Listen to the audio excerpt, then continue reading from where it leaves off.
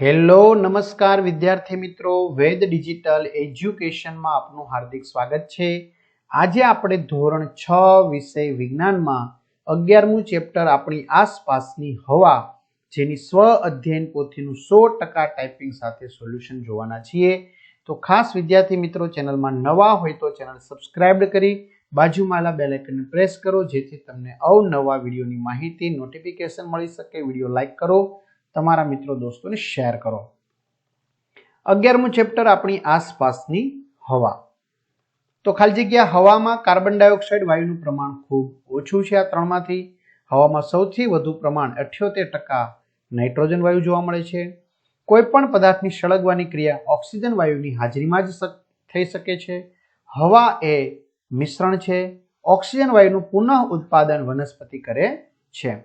વિદ્યાર્થી મિત્રો, તમારે જો વિજ્ઞાનના સરસ મજાના ફેનિલ સરના વિડીયો જોવાના બાકી હોય તો પ્લીઝ ફેનિલ સરના તમે વિડીયો જોઈ લો જેથી તમને બરાબર વિજ્ઞાન આવડી જશે। એવું નહીં કે ખાલી વિજ્ઞાન જ, તમામ વિષયના વિડીયો લેક્ચર, સ્વાધ્યાયન પોથી બધું જ તમને એક જ જગ્યાએથી મળશે, જે વેદ ડિજિટલ એજ્યુકેશન નામની એપ્લિકેશનમાંથી 3 થી 12 ધોરણના તમામ વિષયના વિડીયો લેક્ચર, સ્વાધ્યાય અભ્યાસની સમજૂતીના વિડીયો, પરીક્ષા માટે ઉપયોગી પેપરો, એકમ કસોટી, સ્વાધ્યાયન પોથી, પ્રોજેક્ટ બુક, બધું એક જગ્યાએ।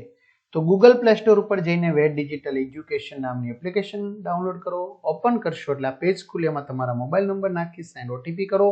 4 આંકડાનો ઓટીપી નાખશો એટલે પેડ કોર્સમાં જુદા જુદા પેડ પ્લાન, એક્ઝામ પેપરમાં અત્યાર સુધી લેવાયેલી એકમ કસોટીના પેપરો, 3 થી 12માં 3 થી 12 ધોરણના વિડીયો, તમારું ધોરણ પસંદ કરી વિષય પ્રમાણે પાઠવાયેલ વિડીયો જોઈ શકશો। ચાલો આગળ વધીએ। ફુગ્ગાને જ્યારે ફૂલાવીએ છીએ ત્યારે તેમાં શેની હાજરી હોય છે? હવાની હાજરી હોય છે। ચણા સિંગદાણાના ફોતરાને દૂર કરવા શાની જરૂર છે? તો હવા ફૂંકવાની જરૂર છે। આપણે પૃથ્વીની સપાટીથી જેમ જેમ ઊંચે જઈએ તેમ હવા કેવી થતી જાય છે? પાતળી અને ઠંડી થતી જાય છે। મીણબત્તીને સળગવા માટે કયા વાયુની હાજરી જરૂરી છે? ઓક્સિજન O2 વાયુની હાજરી અનિવાર્ય છે। વનસ્પતિ અથવા પ્રાણીઓ શ્વસનની ક્રિયામાં કયો વાયુ લે છે અને કયો વાયુ બહાર કાઢે છે? તો સજીવો શ્વસનની ક્રિયામાં ઓક્સિજન વાયુ લે છે અને કાર્બન ડાયોક્સાઇડ વાયુ બહાર કાઢે છે। હવાના ગતિમાન સ્વરૂપને શું કહેવાય? પવન। પાણી ભરેલી ડોલમાં પારદર્શક ખાલી ગ્લાસને ઊંધો કરી ડુબાડવામાં આવે ત્યારે શું થાય છે? તો ખાલી ગ્લાસમાં હવા હોવાને લીધે પાણી ગ્લાસમાં દાખલ થઈ શકતું નથી, કારણ કે હવાને બહાર નીકળવાની જગ્યા હોતી નથી। અને જો તમે ગ્લાસ ત્રાંસો કરશો તો મિત્રો હવા બહાર નીકળશે બડબડ બડબડ કરીને, બરાબર? તો એમાં પાણી પ્રવેશી જશે। કુદરતના જળ ચક્ર માટે હવામાં પાણીની બાષ્પનું હોવું કેમ ખૂબ મહત્વનું છે? તેનો જવાબ લખેલો છે। હવાના ગુણધર્મો જણાવો। હવા જગ્યા રોકે, હવા પારદર્શક છે, હવાને કોઈ રંગ નથી, હવાની આરપાર જોઈ શકાય છે। ખૂબ ભીડભાડ વાળી બંધ જગ્યાએ આપણે જઈએ છીએ ત્યારે શું અનુભવીએ છીએ? શા માટે? તો ખૂબ ભીડભાડ વાળી બંધ જગ્યાએ આપણે જઈએ છીએ ત્યારે ઘોંઘાટ અને શ્વાસ લેવામાં તકલીફ પડે છે, એટલે કે દમ ઘૂંટાય છે। દિવસ દરમિયાન બંધ બારણાની તિરાડમાંથી આવતા પ્રકાશના કિરણને જોતા તેમાં શું દેખાય છે? ધૂળના રજકણો। જળચર પ્રાણીઓ શ્વસન માટે જરૂરી હવા ક્યાંથી મેળવે છે? તો પાણીમાં આશરે 4% એટલે કે 11% જેટલો ઓક્સિજન દ્રાવ્ય થતો હોય છે, જેનો ઉપયોગ જળચર પ્રાણીઓ શ્વસનમાં કરે છે।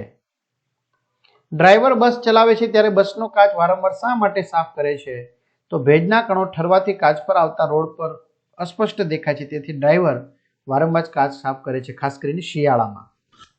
વનસ્પતિ અને પ્રાણીઓ શા માટે એકબીજા પર અવલંબન દર્શાવે છે, આધાર રાખે છે?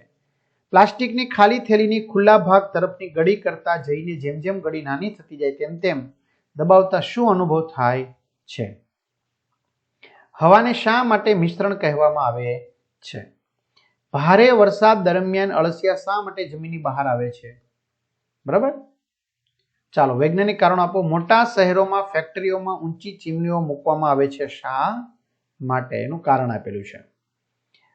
તમે જ્યારે પાવાગઢના પગથિયા ચઢો છો ત્યારે થોડાક પગથિયા ચઢ્યા પછી શ્વાસોશ્વાસની ક્રિયા ખૂબ ઝડપથી થાય છે, શા માટે? વિસ્તૃત જવાબ, હવામાં ઓક્સિજન છે તે કેવી રીતે નક્કી કરી શકાય? મોં વડે શ્વાસ લેવો હાનિકારક છે, શા માટે?